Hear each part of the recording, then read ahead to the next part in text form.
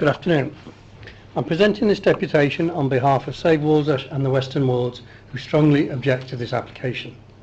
Those of you who sat on the 3 strategic planning applications on the 24th of January this year, 405 houses in Walsall, will no doubt notice significantly less of the public here today. The public have lost all faith in the planning process, as have some councillors. The evidence overwhelmingly supports this.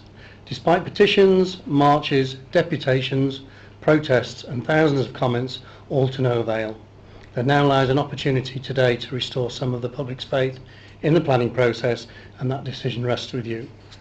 Regarding this particular application, the argument against it is based on the grounds that the council have failed to account for the cumulative effect of developments in the area, and by approving this application the area will become overdeveloped. Additionally, there has been no appropriate consultation with residents by the developer for a development of this size as claimed.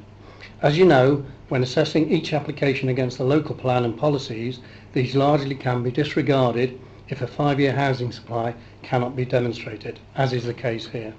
However, the NPPF statement regarding the presumption in favour of sustainable development to grant permission unless the adverse impacts of doing so would significantly and demonstrably outweigh the benefits, which clearly they do. The officer report states, of environmental, amenity and traffic implications, officers are satisfied that these issues can appropriately be addressed through the design of the scheme and planning conditions. This is a biased and blinkered view bordering on negligence, as the report fails to take into effect the cumulative effect of all the 562 houses already approved in the immediate area, as shown on the picture. Not to mention the recent additions of Cold East and Strawberry Fields, with no new significant increase in infrastructure. The traffic mitigation measures are only local and inadequate. Approving this development will contravene DSP 40 Part 5 and create unacceptable traffic implications. The report also states strength of local concern relating to the impact of the development on schools, doctors, dentists and other services acknowledged. I would add acknowledged but ignored. There are no secondary school places available at Loxheath, and new schools at Whiteley and Welbourne do not provide a sustainable education plan. The additional 210 primary school places generated by the combined developments are proposed to be taught in temporary classrooms. Is this any way to plan for our children's future? Does this demonstrate a logically robust development which is sustainable? Clearly not.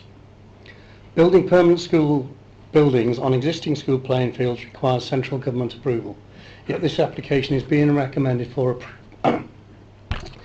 approval without the necessary infrastructure guarantees.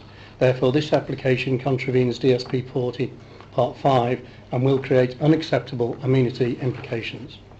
The report goes on to say, in respect to the impact upon doctors' medical services, therefore a refusal on these grounds would be unsustainable. I argue that granting permission is unsustainable.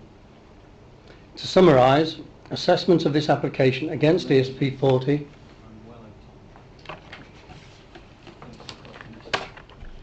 Mr. Curry, please.